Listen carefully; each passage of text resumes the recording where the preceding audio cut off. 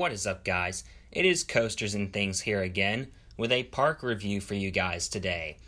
I'm reviewing Six Flags Fiesta Texas. Six Flags Fiesta Texas is an amusement park in San Antonio, Texas. It is often considered one of the best Six Flags parks, and guys, after visiting for myself, I absolutely agree with that statement. This is my new favorite Six Flags park. We're going to cover every aspect of this amazing park. So Six Flags Fiesta Texas has a total of 10 different roller coasters, which is a pretty good amount. Any park with a double-digit coaster amount is great. Most of the footage you will be seeing in this review is of the roller coasters because that was my main focus when visiting here, as with essentially every park that I visit. The highlight coasters of the park are Wonder Woman Golden Lasso Coaster and Iron Rattler. Both of these RMC coasters are phenomenal and are must-rides if you are a coaster enthusiast. You also have really unique rides such as Superman Krypton Coaster, my favorite B&M Floorless Coaster, and Roadrunner Express, my favorite Mine Train Coaster. Those are the coasters unique to the park, but they also have some good cloned coasters such as Poltergeist and Goliath, and some not-so-good clones as well. I'm looking at you, Batman the Ride. But anyways, the unique coasters here well make up for the cloned coasters.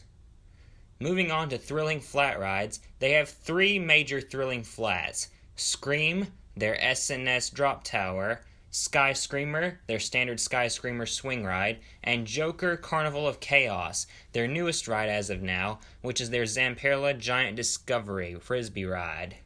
In addition to those three major flats, they have three lesser flats as well. Hurricane Force 5, Fireball, and Spinsanity. These are all standard amusement park rides. They could use another major flat ride, but for right now, because they just got the Joker, they're fine as they are. For family and kids rides, I'm combining these two into one category. They currently have 22 total. This is about average. I've seen parks with more, and I've seen parks with less. What really matters, though, is that there's enough rides to keep the whole family, including the little ones, satisfied for a whole day. Fiesta Texas succeeds in this category. Steering away from rides, let's talk about food. What did I have to eat while I was at this park? I unfortunately only had one meal while at the park. This was lunch at Cactus Jack's Snack Shack. Try saying that 10 times fast. I just had a standard cheeseburger, fries, and a Coke. And for a burger at a theme park, this was pretty dang good, I have to admit. It was definitely better than other burgers I've had at other parks. So Cactus Jack's gets a thumbs up from me. I do recommend it. As for the other eateries at the park, I don't know because we actually had dinner outside the park. Up next is the park's operations. The park's operations differed from coaster to coaster. The quickest operations I saw were Wonder Woman's, which averaged at about 60-ish seconds, so good job there. But that also has to do with the fact that Wonder Woman has a moving loading station. The slowest operations by far were on Goliath and Poltergeist. They were only operating one train, and their dispatches were between 3.5 to 5 minutes every time. That got frustrating trying to film Goliath, because I was just standing there, waiting for them to send it out. Like, come on already. If there's one thing they need to work on, it's their operations. I was not very impressed with their operations. That being said, I was very impressed with the park's atmosphere, which I will talk about next. This does not feel at all like a Six Flags park. When you go to most of the other Six Flags parks, you expect a bunch of DC Universe theming and Looney Tunes theming. While there's still DC and Looney Tunes theming at Fiesta Texas, it's nowhere near as prominent as some other parks like Great America. This park has a lot of Texas, Western-style themed rides. That's something unique, which automatically makes the theming better in my opinion. The DC theming is just so overused. And of course, I can't forget about what most people think about when they think of Fiesta Texas. That is the Quarry Wall. Believe it or not, this park used to not be an amusement park at all. It used to be a limestone quarry with the famous Quarry Wall. It originally opened in 1934, and then in 1988, the quarry went silent for the last time, leaving the land just empty. In 1992, Fiesta Texas officially opened, reusing the old Quarry Wall with attractions interacting with it. Several of the coasters either go on top of the Quarry Wall or get super close to it. That makes the coaster's setting unique, something that no other park can match. This park does have a water park. It is included with admission to the dry park. Notable attractions in the water park include Thunder Rapids, their water coaster, Bahama Blaster, their capsule slide complex, and Lone Star Lagoon, their giant Texas-shaped wave pool. It's huge. It's Texas-sized. The water park is a great place to hang out on a hot summer day.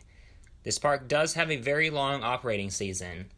Being in South Texas, it is warm enough there for them to open in late February and remain open all year long until the end of December.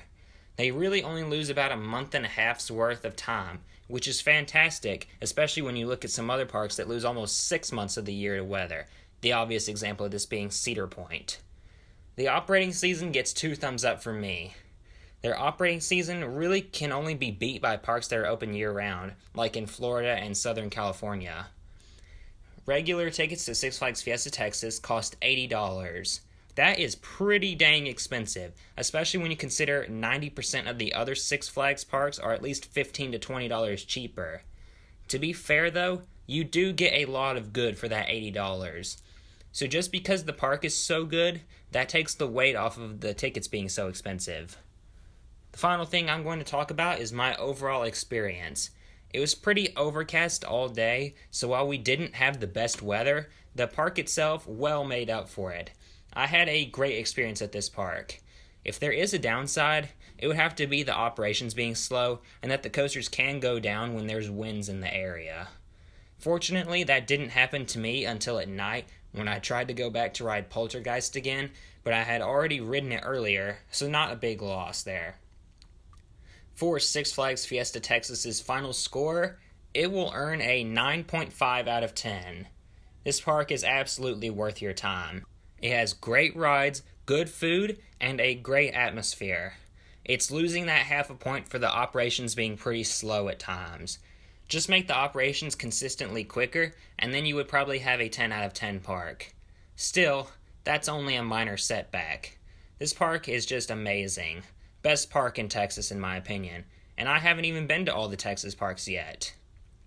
I hope you enjoyed this review, and I'll have more videos coming soon, I promise.